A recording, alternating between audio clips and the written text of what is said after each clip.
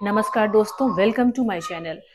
जैसा कि आपको पता है, जो बच्चे टीचिंग प्रोफेशन में अपना करियर बनाना चाहते हैं, उन्हें ध्यान में रख के मैं वीडियो अपलोड करती हूँ। हमारे चैनल पे आपको 6 टू 10 एसएसटी के एनसीईआरटी के टॉपिक्स आपको देखने को मिलेंगे और 11th-12th की हिस्ट्री के टॉपिक देखने को मिलेंगे। तो आज का हमारा ये video class 12th history chapter 1 के बारे में है। क्लास 12th हिस्ट्री चैप्टर 1 आपका जो है वो चैप्टर का जो नाम है bricks, beads and bones. Okay, तो ये ब्रिक्स, बीड्स एंड बोन्स, जैसा कि आपको नाम से समझ में आ रहा होगा, it is about ancient history. तो जो क्लास 12th की जो हिस्ट्री है दोस्तों, वो एंशियंट इंडिया के बारे में ही है। आपको इंडिया के बारे में जानने को मिलेगा, हमारे प्राचीन भारत के बारे में जानने को मिलेगा। तो चैप्टर 1 जो है वो basically that was about Harappan civilisation, जिसे हम इंडस वैली सिविलाइजेशन के नाम से भी जानते हैं। तो ब्रिक्स, बीड्स एंड बोन्स इस चैप्टर का नाम क्यों है? क्योंकि इस सिविलाइजेशन के बारे में हमें जो भी जानने को मिला है, वो वहाँ से जो आर्टिफैक्ट्स, जो एक्सकेवेशंस में जो आर्टिफैक्ट्स देखने को मिली है, जो चीज़ें मिली हैं हिस्टोरियंस को, लाइक ब्रिक्स मिले हैं, बीड्स मिली हैं, बोन्स मिले हैं, उन्हें स्टडी करके या और भी जो अदर आर्टिफैक्ट्स मिले हैं उन्हें स्टडी करके हमें आज हड़प्पन सिविलाइजेशन के बारे में जानने को मिलता है।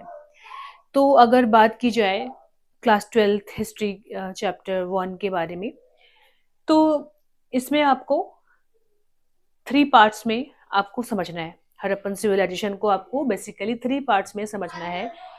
पहला आपका होता है अर्लियर कल्चर। ठीक है, हड़प्पन कल्चर को ही, हड़प्पन सिविलाइजेशन को ही 3 भागों में बांटा गया है अकॉर्डिंग टू डेट।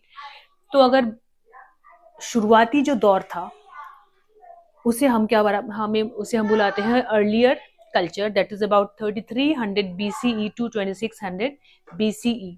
3300 BCE से लेकर 2600 BCE के बीच के जो टाइम पीरियड है उसे हम अर्लियर कल्चर के रूप में जानते हैं।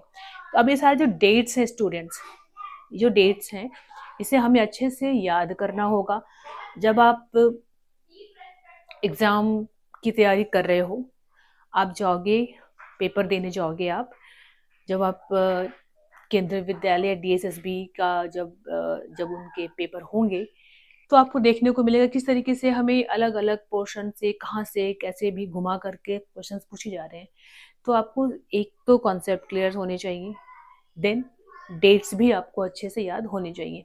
तो ये जो डेट्स पूछे जाएंगे वो एनसीईआरटी को ही बेस मान के पूछे जाएंगे। वैसे आपको अलग अलग बुक्स में अलग अलग डेट्स देखने को मिलेंगे, बट जो हमें एनसीईआरटी में पढ़ना है, 3300 BCE टू 2600 BCE को अर्लियर कल्चर की कैटेगरी में रखा जाता है। देन आपका आता है मैच्योर हड़प्पन कल्चर। ठीक है, अब जैसा कि मैच्योर से आपको समझ में आ रहा होगा, जो मैच्योर हड़प्पन कल्चर मीन्स ये वो टाइम रहा होगा जब हड़प्पन सिविलाइजेशन अपने पिक पे था। मीन्स जो चीज़ें हम जो उनके बारे में पढ़ते हैं, हमें जो अलग अलग साइट से, लाइक मोहनजोदारो से, हड़प्पा से आपको जो ब्रिक्स जो मिले हैं देखने को, बड़े बड़े जो ग्रेट बाथ जो हम जिसके बारे में पढ़ते रहते हैं, ग्रेट बाथ मिला है हमें। देन जो हमें जो बिल्डिंग्स मिली, जो घर मिले हैं, ठीक है, जब वो अपने मैच्योर फेज में था, मीन्स अपने पिक पे था, एक वो टाइम था जब वो ग्रो कर रहा था।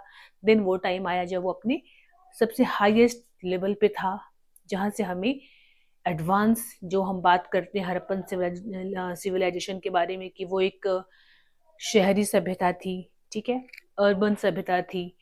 तो ये जो सारी चीज़ें, जो बातें हम करते हैं, वो इसी टाइम पीरियड के बारे में बात कर रहे होते हैं जब हम बताते हैं मैच्योर हड़प्पन कल्चर के बारे में। ठीक है, 2600 BCE टू 1900 BCE। देन इसका जो थर्ड पार्ट है वो आपका है लेटर कल्चर। ठीक है, 1900 जो हमारा एंड हुआ, तो 1900 से 1300 BCE। ओके, तो इस बीच में और इसके बाद फिर क्या होता है, देन आफ्टर दिस ये डिक्लाइन की ओर जाता है हमारा जो Harappan civilisation. Variety of reasons, अलग अलग जो रीजंस हैं उसके बारे में हम पढ़ेंगे अभी, बट इसके बाद वो डिक्लाइन की ओर देखने को मिलता है। देन उसके आफ्टर दैट जो हम पढ़ते हैं वैदिक सिविलाइजेशन, वो इंट्रोड्यूस होता है। तो यहाँ पे आपको ये समझना है कि हड़प्पन सिविलाइजेशन को 3300 BCE से लेकर के 1300 BCE के रूप में एक उसे हम कैटेगराइज करते हैं।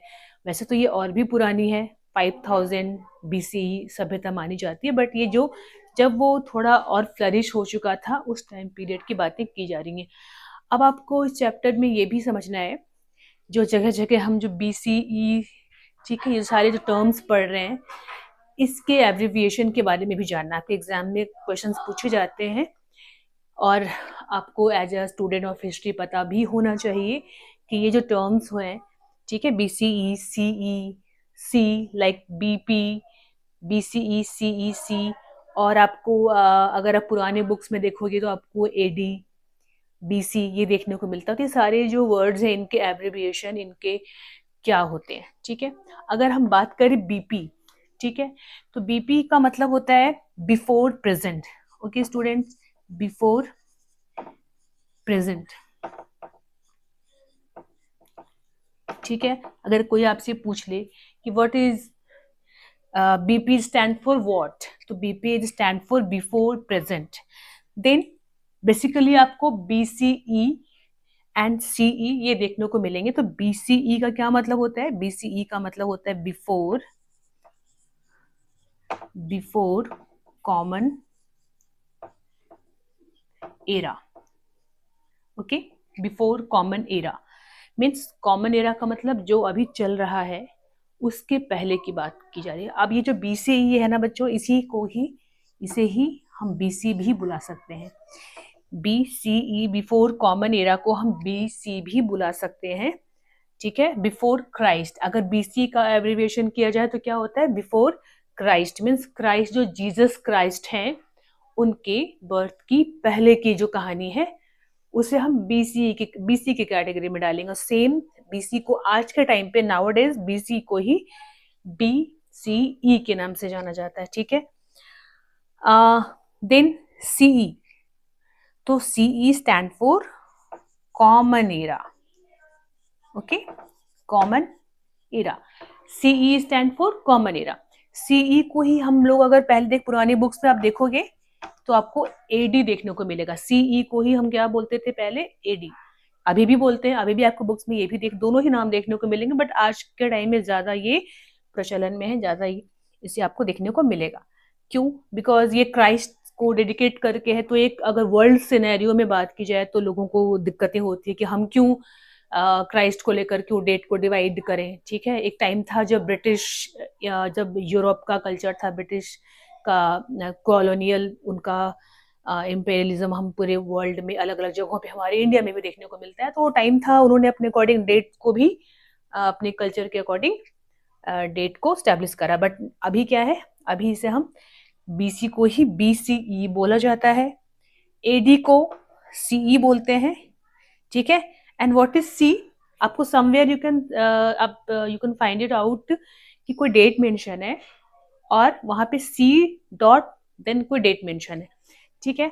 तो C डॉट क्या होता है? C मीन्स सिरिका, ठीक है। It is a Latin word, सिरिका इज अ लैटिन वर्ड, ठीक है, जिसका मतलब होता है अप्रोक्सीमेटली, अप्रोक्स जो हम बोलते हैं ना, ठीक है।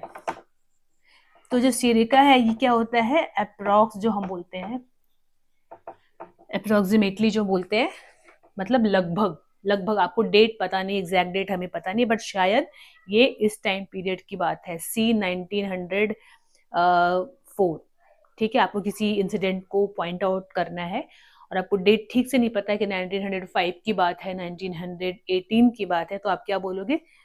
C 1908 कुछ समथिंग आप बोल सकते हो। दैट इज अप्रोक्सीमेटली, लगभग लगभग इस समय की बात है।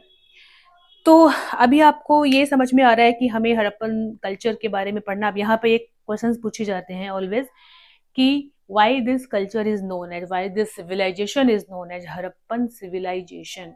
एज वी नो कि अगर आप हम बात करें ये कहाँ कहाँ इसके एविडेंस हमें देखने को मिले हैं, तो आप नॉर्थ साउथ ईस्ट वेस्ट अगर देखोगे तो आपको पता चलेगा कि नॉर्थ में हमारे जम्मू कश्मीर से लेकर के साउथ में जहाँ तक एक्सकवेशंस हो पाई है, ठीक है, तो आपको देखने को मिलेंगे महाराष्ट्र तक है, ठीक है। अभी तो और भी एक्सकवेशंस हो रहे हैं और भी फर्दर देखने को मिलेगा, बट जो एक हमें पहले से जो बताया गया है, जो पढ़ा है हमने, तो देन ईस्ट में आपको यूपी तक देखने को मिलेगा, वेस्ट में हमारे अफगानिस्तान तक आपको देखने को मिलेगा। अब आप में इसमें जहाँ जहाँ एक्सकवेशंस हुए हैं, जो प्लेसेस हैं, उसे भी हमें याद करना है। नॉर्थ साउथ ईस्ट वेस्ट में जितने भी हड़प्पन साइट्स मिले हैं हमें उसे याद करना होगा, ठीक है। मैप में लोकेट करने को भी हमें समझना कहाँ से कौन से प्लेस पे कौन सा एरिया था, वहाँ से क्या क्या स्पेशल जो आर्टिफैक्ट्स मिले हैं, क्या जो रिलेटेड है उस प्लेस से, सारी चीज़ें आपको याद करनी होगी। और ये बहुत ही आसानी से आपको याद भी हो जाएगा हम जब उसे एक सिलसिलेवार ढंग से जब उसे हम पढ़ेंगे।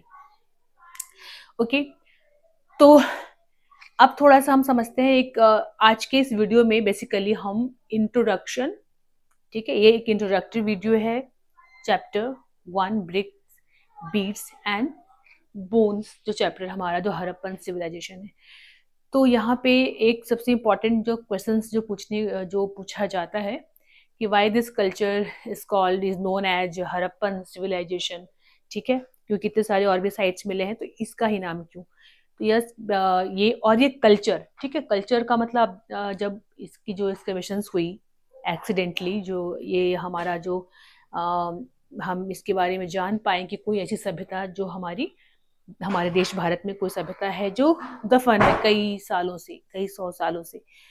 तो शायद आपने सुना होगा ब्रिटिश एरा में जब रेलवे लाइंस लगाए जा रहे थे तो ड्यूरिंग दैट पीरियड एक्सीडेंटली उन्हें ब्रिक्स मिलने लगे और फिर इवेंचुअली हम इस सिविलाइजेशन के बारे में जान पाए।